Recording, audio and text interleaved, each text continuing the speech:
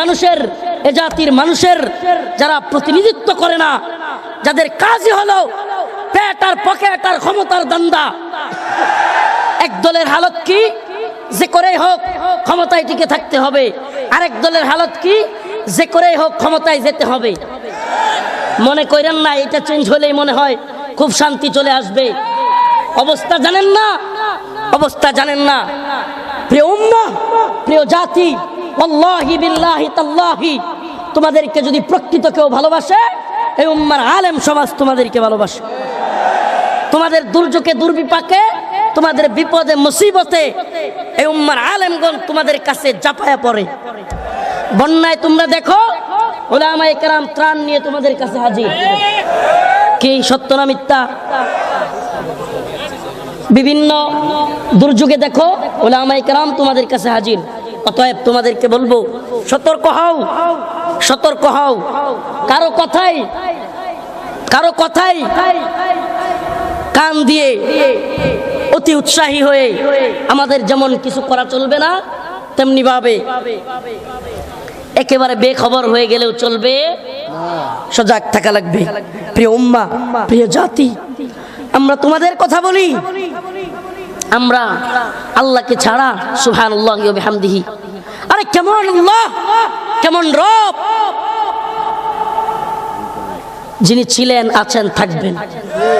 আমাকে দেখাও পৃথিবীর কোন নেতা নেত্রী, শায়েখ, পীর কিংবা কোন সুপার পাওয়ার ছিল, আছে, থাকবে? বলেন আমাকে, কে? তিনি কে যিনি ছিলেন, আছেন, থাকবেন? তাহলে আমরা সেই আল্লাহর কথা বলি, সে আল্লাহর জয়গান গাই। শত্রু মিত্র চেনো। আজ পাঠ্যপুস্তকে শিক্ষা কারিকুলাম নিয়ে ভয়াল ষড়যন্ত্র চলতেছে। আজ আমাদেরকে বন্ধুত্বের নামে শিকল পরানোর চেষ্টা করা হচ্ছে, গোলামির জিঞ্জির পরানোর চেষ্টা হচ্ছে। অলরেডি পরিয়েও ফেলছে। একদল দালাল চাটুকার এদের গোলামি মাইনে নিছে। শুনেন, নেতারা গোলামি মানতে পারে। ইতিহাস সাক্ষী মুফতি আমিনী রহমাতুল্লাহ আলাইহি বলেছিলেন যে নেতারা কারো গোলামি মানতে পারে, দালালি করতে পারে, কিন্তু জনগণ এবং ছাত্ররা কখনো দালালি করে না। নেতারা গোলাম হইতে পারে, নেত্রীরা গোলাম হইতে পারে, কিন্তু জনগণ এবং যুবকেরা কখনো দালালি করে না। আমাদের স্বপ্ন এই উম্মার যুবকদেরকে নিয়ে, আমাদের স্বপ্ন এই উম্মার ছাত্র সমাজকে নিয়ে। আমি বিশ্বাস করি, আমি ব্যক্তিগতভাবে বিশ্বাস করি, এই উম্মার আলেম সমাজ যদি হক পথে থাকে, দালালি না করে, এই উম্মার যুবক যুবলীগ করতে পারে, ছাত্রলীগ করতে পারে, ছাত্রদল করতে পারে, যুবদল করতে পারে। এই উম্মার উলামায়ে কেরাম ডাক দিলে প্রয়োজনে এই উম্মার যুবকেরা যুবলীগ, ছাত্রদল, ছাত্রলীগ, ছাত্রদল, যুবদল ছেড়ে দিয়ে আলেমদের ডাকে ময়দানে চাপিয়ে পড়বে ইনশাআল্লাহ।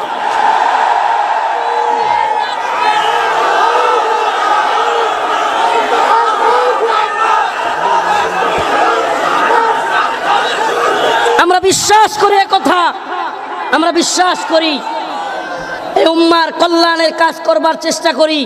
শুনেন, এই হক কথাগুলো, এই আওয়াজগুলো শুধুমাত্র মাহফিলের প্যান্ডেলে জজবা তৈরি করবার জন্য নয়। ও প্রিয় উম্মাহ, সজাগ হও। তোমাকে আমাকে মেরে ফেলবে, তবু আমাদেরকে মুখে হাসি দিয়ে বলতে হবে, হ্যাঁ আমরা খুব ভালো আছি।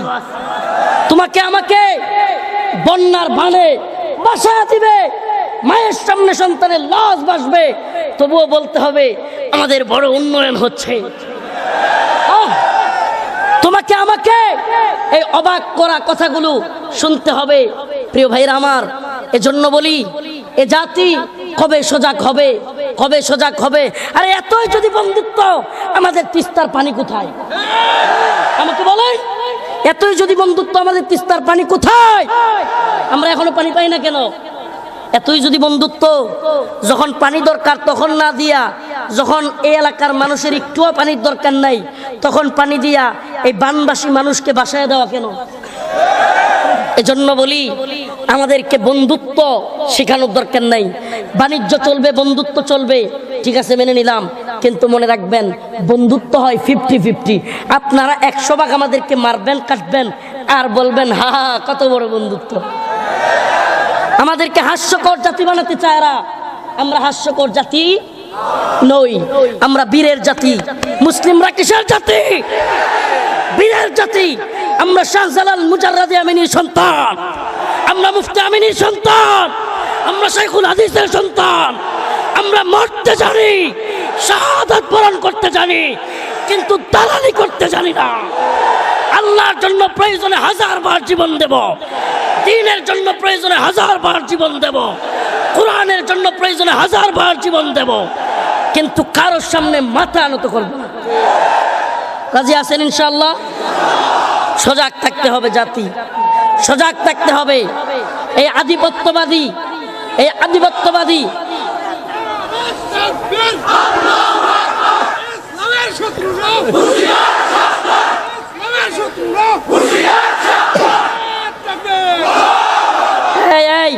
সতর্ক করে দেই, এই গতানুগতিক আঞ্চলিক রাজনীতিরে মারামারি করবেন না। কথা বুঝার চেষ্টা করেন। এই সাম্রাজ্যবাদী আধিপত্যবাদীরা কত উপরের জায়গায় বয়াল থাবা ফেলছে, জানিও না কিছু, আপনারা জানেনও না। আল্লাহ মাফ করুক, কথাগুলো মাইল করিয়েন না, বেয়াদবি নিয়েন না।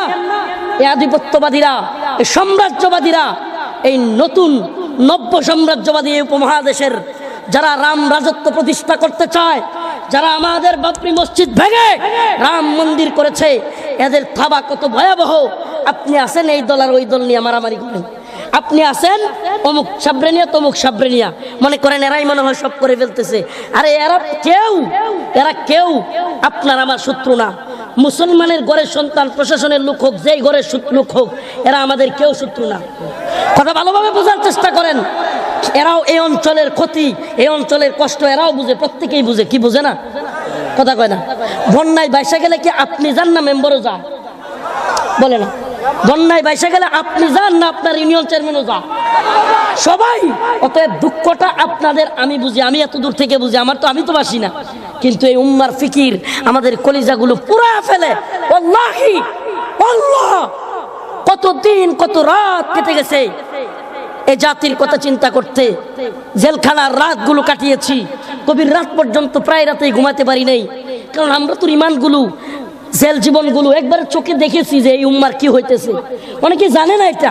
এই দেশের উপর, মুসলিমদের উপর কি ভয়াল থাবা চলতেছে, এটা অনেকে বুঝতেছে না। মায়ানমার বুঝে নাই, কাশ্মীর বুঝে নাই, আসামওয়ালারা বুঝে নাই। এখনো আছেন অমুক ট্রেনে তমুক ট্রেনে মারামারিতে, ফেসবুকিং আর ইউটিউবিংয়ে কত ভয়াবহ অবস্থা যাচ্ছে, কল্পনাও করতে পারবেন না।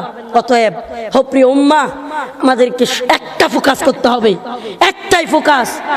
এই দেশ মুসলমানদের, এই দেশ জয় শ্রীরামের নয়, এই জয় আল্লাহু আকবার।